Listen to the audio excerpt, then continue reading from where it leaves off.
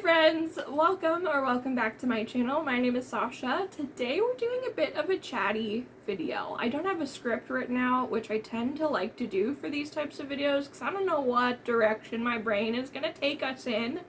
But we're here. We're doing it. It'll hopefully be a good time. I just want to chat with you about these experiences I had in January where I went to 3 different author events at one of my local libraries hosted by a brand new local bookstore, and I had such a good time. I want to tell you about the authors. I want to tell you about my experience. I want to tell you why I went, and just maybe introduce you to some new indie, or not all of them are indie, authors who were new to me. So before we get started, please don't forget to like, comment, and subscribe while you're here.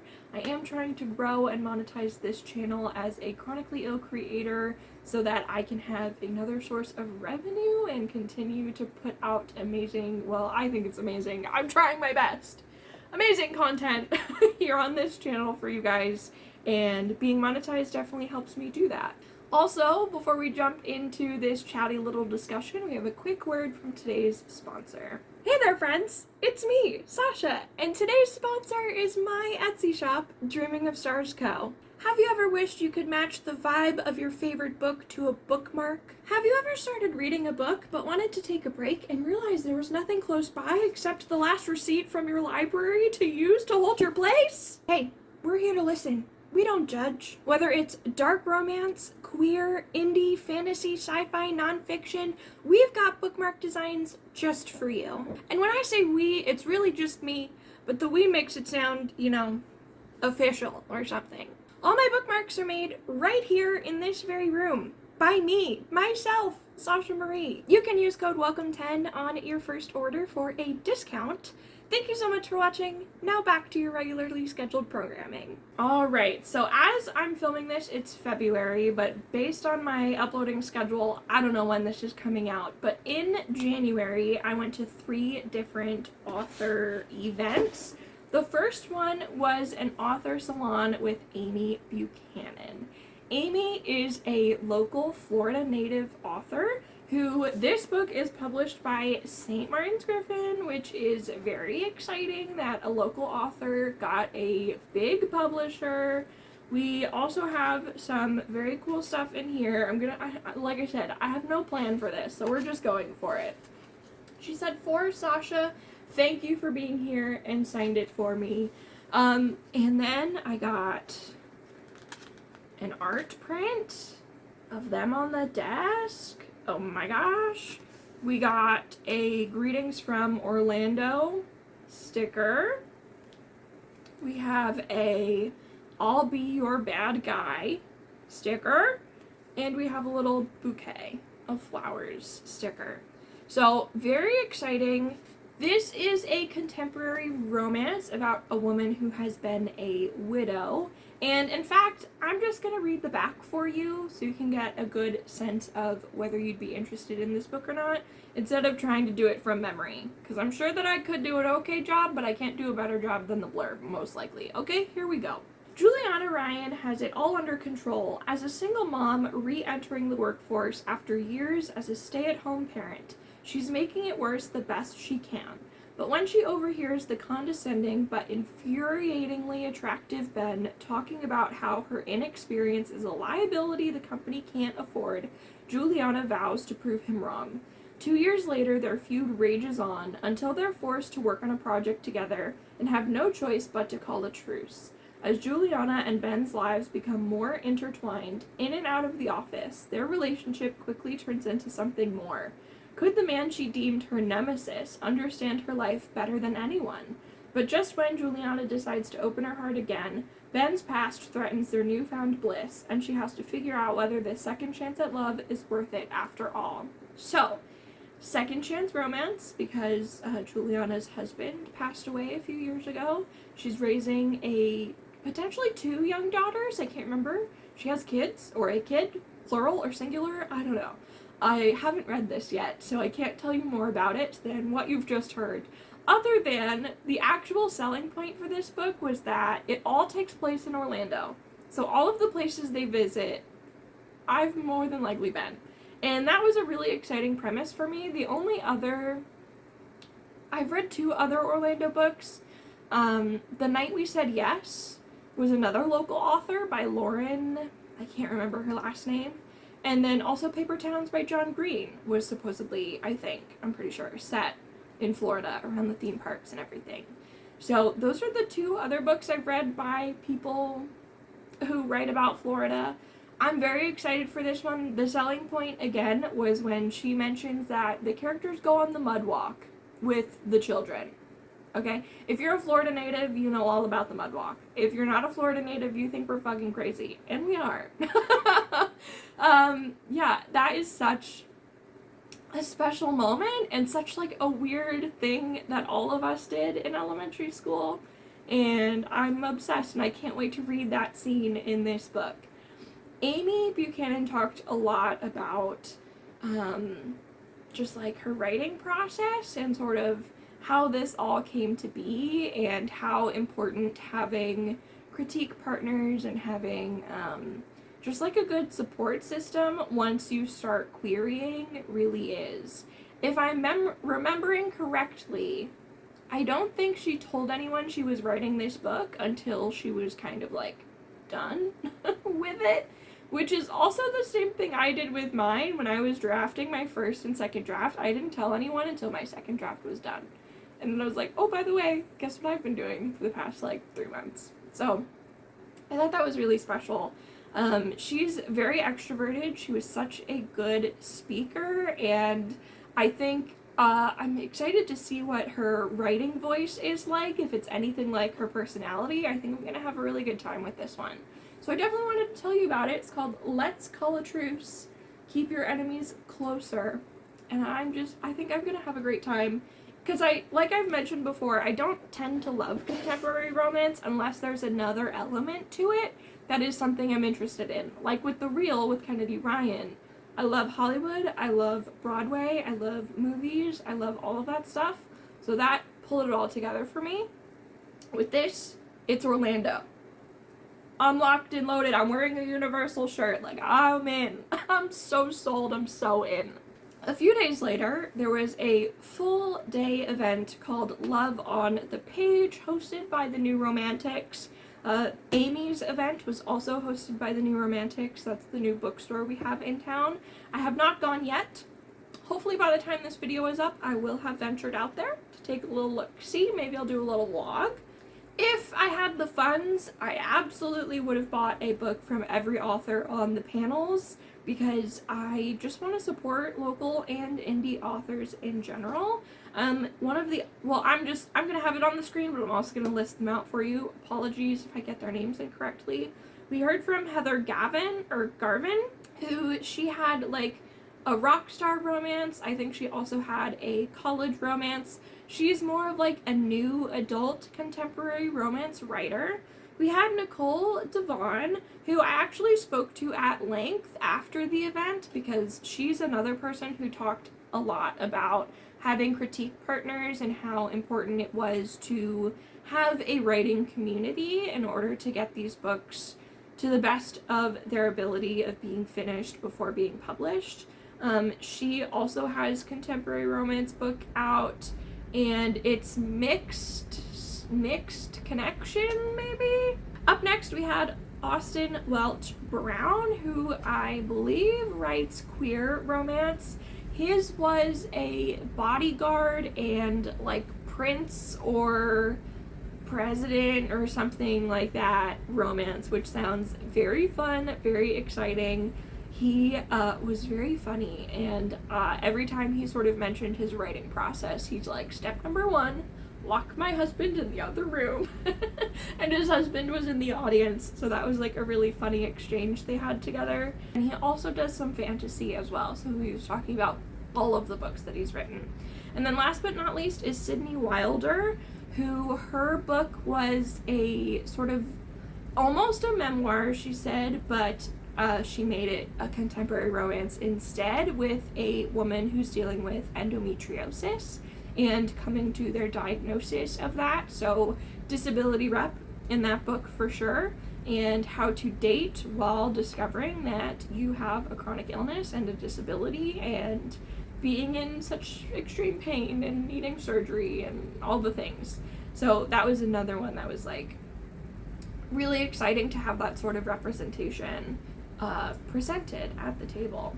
I think Heather Garvin had like really insightful things to say. She was a really amazing public speaker, and she had such just like eloquent things to comment on, and I really enjoyed and appreciated her conversations, as well as Nicole Devon, which is why I went up to Nicole after to ask her more about sort of like the behind the scenes of being a writer and does she have any advice, and she was sweet enough to answer my questions. And Sydney also jumped in and mentioned there's a writer group in town, which I'm actually going to hopefully join. So I'll maybe keep you posted on how the writing group is going too.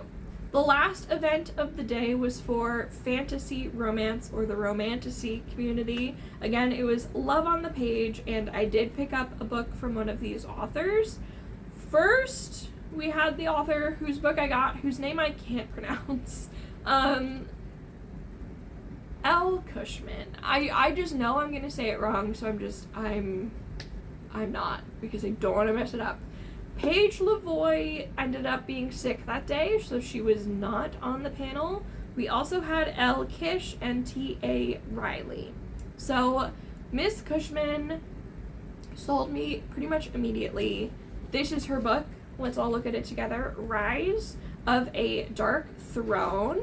She said, Sasha, magic lies in you and me, XL. So sweet. And then I got bookmarks of the characters, which is, you can't really see them. Let me do it one at a time. Boom.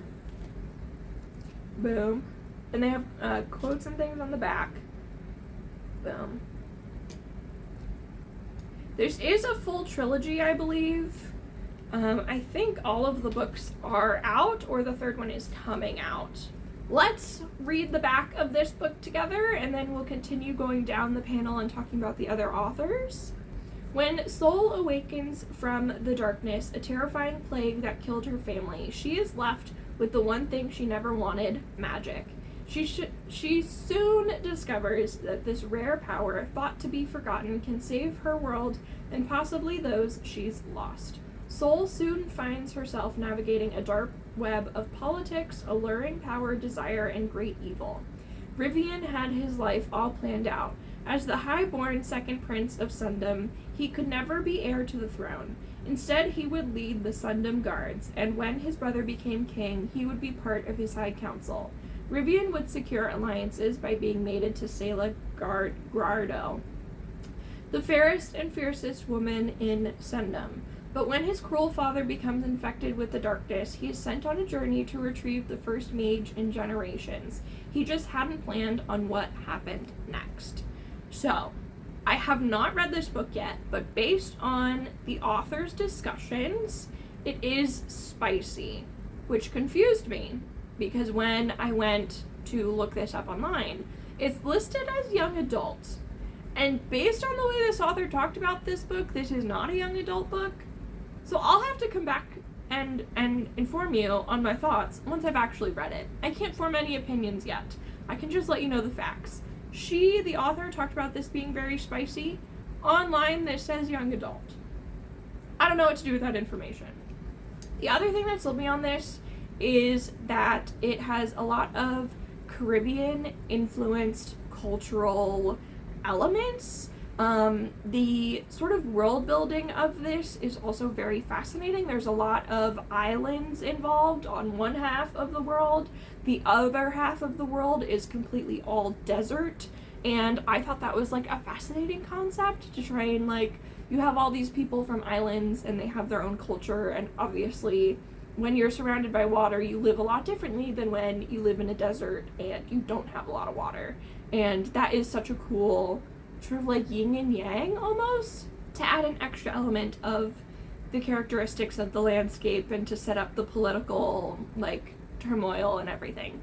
I also loved how she talked and discussed about characters and her writing process, and I could listen to her forever, and the passion she has for these characters and this story reminds me a lot of how I feel about my own story. And she also talked about how hard it was as a person of color. I can't remember where she said specifically she's from. I think she mentioned 2 different places, but she said how hard it is for people of color to get into any of the big 5 publishing, and that's why she decided to self-publish, because she always knew this book would exist.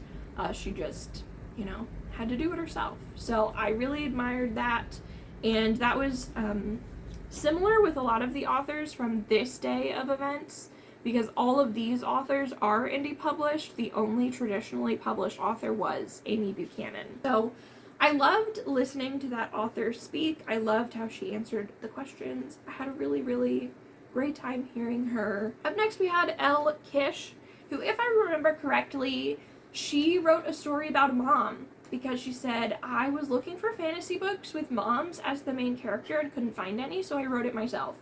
A queen! Queen moves right there. I love that so much. And so her story is this mom somehow gets transported into the fairy world, and she has to sort of like figure out her way back out into the real world.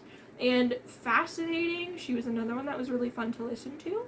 Up next we had T.A. Riley, whose story is many books long. That's the one thing I remember the most, is she's like, it's a very long interconnected series. I believe each book focuses on a new set of characters, and they all have some important element, like a sword or a crown or like a magical thing that they have to find or be in possession of in these books.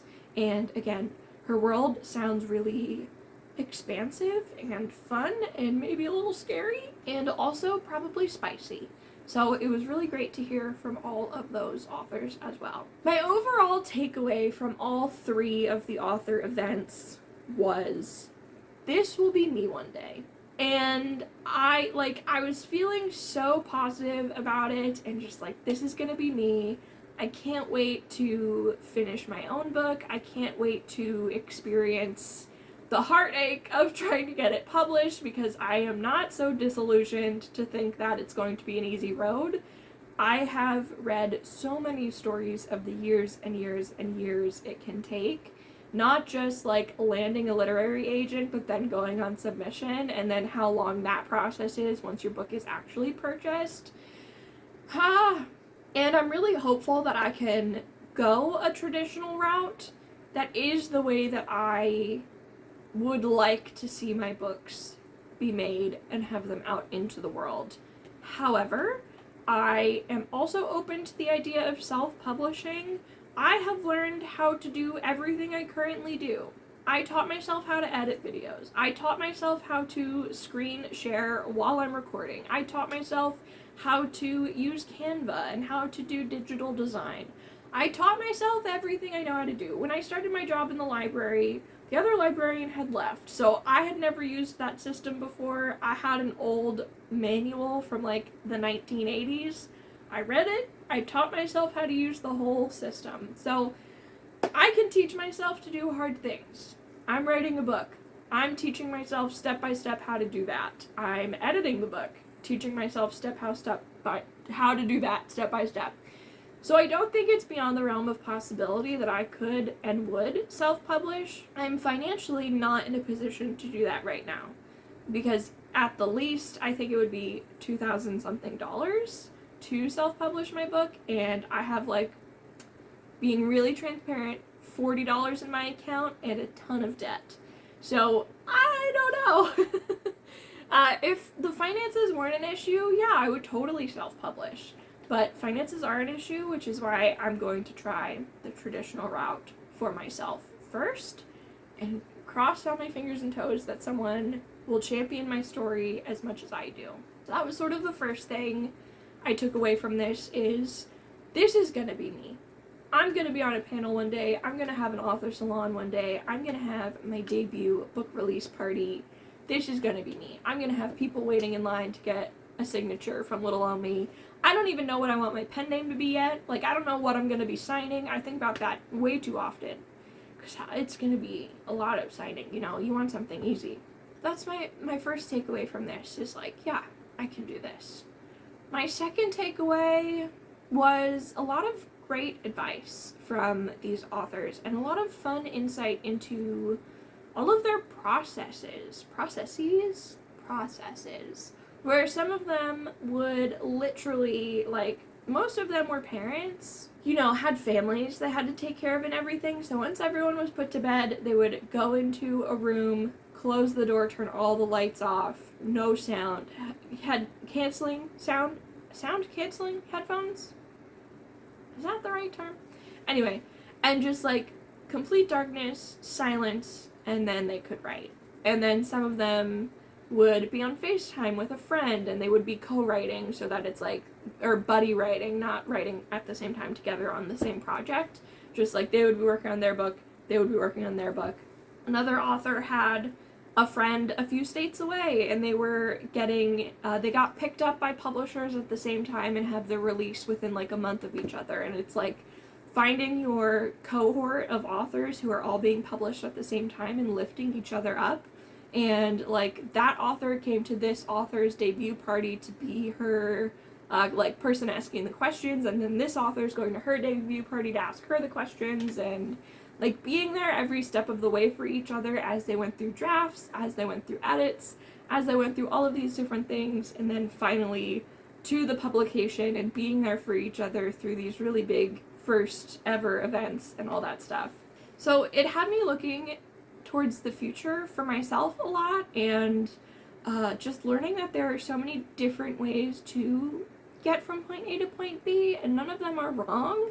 It's your process, it's your journey, and there are so many stories that need to be told, and there are so many stories that should be out in the world, and we shouldn't be limited by publishing, we shouldn't be limited by these bills that they're trying to go into law that would literally arrest and jail romance authors. We shouldn't be limited by these things. So I think, like, as I left these events, I was feeling like a little happy bubble of excitement. And then my bubble got burst a little bit over the next coming weeks and days as more things in the US sort of unraveled around us, and the uncertainty of it all and not knowing what's going to happen. And I've even been thinking to myself, well, is there a chance that I'm going to have to write this book as closed door as possible so that the romance is just like hinted at, and then have a second edition, a private edition of the book where it's all of the spice and all of the smut that I know these characters are getting up to. It's been a lot of wondering what the future will look like, but I think I've come to the decision as of January like 6th or whatever. I think that's what today's date is. No, it's February 6th, sorry. I've come to the decision that I'm just going to write the book the way that I want it to be written, and by the time that it's done and I'm looking for literary agents, then I can decide what to do moving forward. If I need to make any edits in order to get the story published, if I want to do that, or if I want the story to come out the way that it is and I need to go an indie route instead. I can't tell you. I can't tell you what's going to happen next. All I can tell you is, if you're an aspiring author,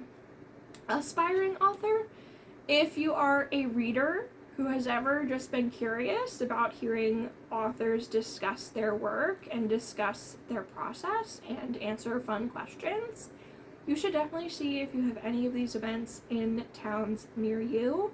I don't think you will regret going. And yeah, I learned a lot. I met a lot of cool authors who are now absolutely on my radar. And I will come back to you when I have finished these books and give you my rundown and my review on them. I've yapped so much today. I hope any of it made sense or was just entertaining. Thank you so much for being here. I'll see you guys next time.